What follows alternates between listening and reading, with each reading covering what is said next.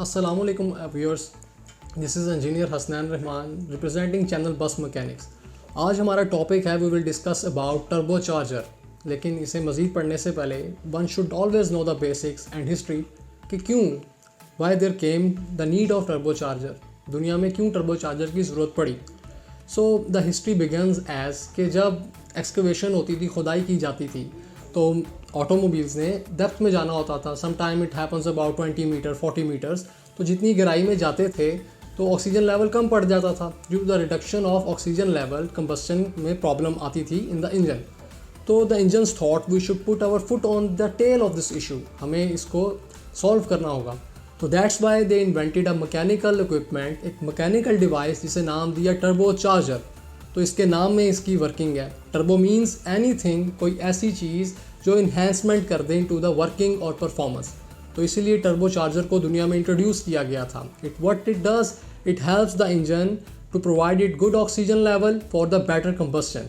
अब आइए इसके बाद हम डिस्कस करते हैं turbo charger, its working, its faults और ये कैसे काम करता है। This lecture has many thing to share with you people and they are very interesting facts about turbo charger, और ये काफ़ी आपको इन्फॉर्मेशन प्रोवाइड करेगा। तो सबसे पहले टर्बो चार्जर कि टर्बो चार्जर मैकेनिकली क्या काम करता है और ये हाउ इट हैपन्स। तो जब इंजन एग्जॉस्ट प्रोड्यूस करता है, एग्जॉस्ट अमूमन एटमॉस्फेयर में निकाल दिया जाता था, that was a waste of energy. तो इंजीनियर्स ने सोचा कि why shouldn't we use that waste energy to make it utilise for any efforts.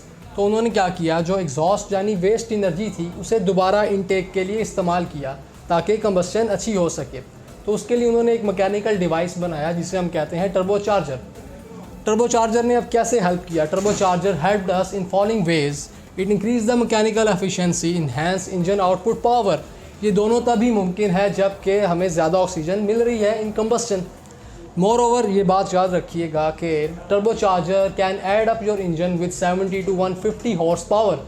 ये ज़्यादा प्रोवाइड करता है। More horse power mean more impacts. तो अब देखते हैं, it provide us the dense air. वो डेंस एयर कैसे मिलती है वो डायग्राम में हमें पता चल जाएगा।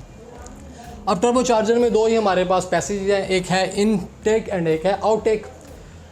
One should always know the part of the equipment. इल्म नाम ही इस चीज़ का है कि you should be aware of the parts.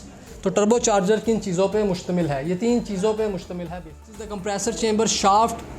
अब इन सब चेंबर्स के अंदर हमारे पास फ़ैन है। टरबाइन चेंबर में जो फ़ैन है वो टरबाइन फ़ैन है। कंप्रेसर चेंबर में जो फ़ैन है हमारे पास, this is the compressor fan. और ये दोनों फ़ैन इंटरलिंक होते हैं थ्रू अ शाफ्ट। जब एक फ़ैन रोटेट करेगा वो रोटेशनल एनर्जी शाफ्ट में जाएगी and shaft will rotate the other fan. अब हाउ इट ऑल हैपन्स, अब इसकी हम डायग्राम देखते हैं। याद रखिएगा कि जो टर्बो चार्जर होता है ये हमेशा एयर फिल्टर और इंटरकूलर के दरमियान में लगाया जाता है। Now let's discuss about the working. अब प्रोसेस कैसे चलता है। जब यहाँ पर पावर स्टॉक होता है और जब एग्जॉस्ट होना है, धुएं ने बाहर निकलना है, धुआं आउटपुट मैनिफोल्ड से ट्रैवल करता है और ये जाता है कंप्रेसर चेंबर के अंदर, जहाँ वो किनेटिक एनर्जी, वो पावर उस फ़ैन को रोटेट करने में यूटिलाइज हो जाती है और जो वेस्ट होता है वो कैटालिटिक कन्वर्टर के बाद एग्जॉस्ट हो जाता है। कैटालिटिक कन्वर्टर उसको फिल्टर करता है ताकि it can become environment friendly. अब क्या हुआ, कंप्रेसर फ़ैन रोटेट किया, इसने शाफ्ट को रोटेट किया और टरबाइन फ़ैन भी रोटेट कर गया। Turbine fan will create suction, atmosphere से एयर को खींचा जाएगा अंदर। अब वो एयर प्योरीफाइड होनी चाहिए, that's why we use air filter. Purified air जाती है हमारे पास through the intake manifold into the intercooler. अब वहाँ पर हमें टेम्परेचर चाहिए which is the requirement of the engine, और ये अमूमन 120 डिग्री सेंटीग्रेड से 180 डिग्री सेंटीग्रेड होता है। तो इंटरकूलर क्या करता है, उस डेंस एयर को, क्योंकि डेंस एयर बहुत गर्म होती है, उसको थोड़ा ठंडा करता है और वो टेम्परेचर अटेन करता है जो इंजन की रिक्वायरमेंट है, और ये इनलेट वाल्व के ज़रिए वापस चेंबर में आ जाती है। मोर एयर मीन मोर कंबस्शन मीन एफिशिएंट इंजन। ये थी बात। अब जैसा मैंने आपको बताया कि इन चेंबर्स के अंदर फ़ैन है, तो फ़ैन का इफेक्ट जानना ज़रूरी है। The fan of a turbo charger ये ज़्यादा से ज़्यादा और कम से कम कितने आरपीएम्स देता है? It can give you to 2 lakh से 50,000 RPMs to 15 lakh RPMs revolution per minute. इतनी स्पीड में ये घूम सकता है। और इसका मटेरियल जानना बहुत ज़रूरी है कि ये फ़ैन किस मटेरियल का बना होता है। अमूमन एलुमिनियम अलॉयज़ यूज़ किए जाते हैं, लेकिन इससे पहले टाइटेनियम अलॉय भी इस्तेमाल होता था और स्टेनलेस स्टील अलॉयज़ इस्तेमाल किए जाते थे इन फैंस को बनाने के लिए। तो अब हम डिस्कस करते हैं द रिज़ल्ट। टर्बो चार्जर के बाद हमें क्या रिज़ल्ट मिला है? Obviously energy produce minus energy waste is the engine output. तो टर्बो चार्जर ने क्या किया, वेस्ट एनर्जी को ही कम कर दिया। वेस्ट कम होगा तो engine will be more powerful, output ज़्यादा होगा। All that. अब देखते हैं फॉल्ट्स। हर मशीन में फॉल्ट आते हैं, human even we suffer from disease, हमें भी बीमारियाँ लगती हैं। तो टर्बो चार्जर में जो फॉल्ट्स आते हैं वो 5 हैं अमूमन on the common basis. Number 1, oil starvation. Starvation कहते हैं भूख लगना। टर्बो चार्जर में ऑयल की कमी हो जाती है। Turbo charger demand oil.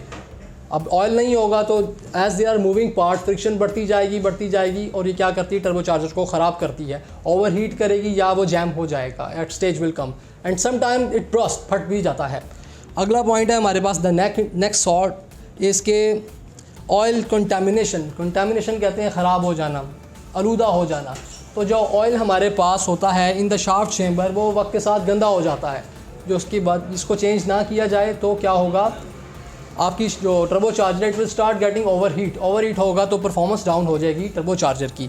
The third one is wear tear. Obviously rotation है तो शाफ्ट में wear tear with the passage of time हो जानी है, लाइफ पीरियड इसका होता है। नेक्स्ट वन इज़ ओवरहीटिंग मैंने आपको बता दिया किन चीज़ों पे मुश्तमिल है, oil contamination and oil starvation. The last one is object damage, कि टकराने से टूट जाना, एक्सटर्नल डैमेज हो जाना इन एक्सीडेंट और ऐसी कोई कॉज, या कभी कभी शाफ्ट भी खुद टूट जाती है due to the material failure. ये इसकी बेसिक मालूमाती जानना बहुत ज़रूरी था आपके लिए। So look at this diagram, it's really simple. The gas will come to the inlet pipe, will rotate the fan and that will go back into the piston chamber. Simple is that. ये big picture थी of a turbocharger के ये कैसे काम करता है।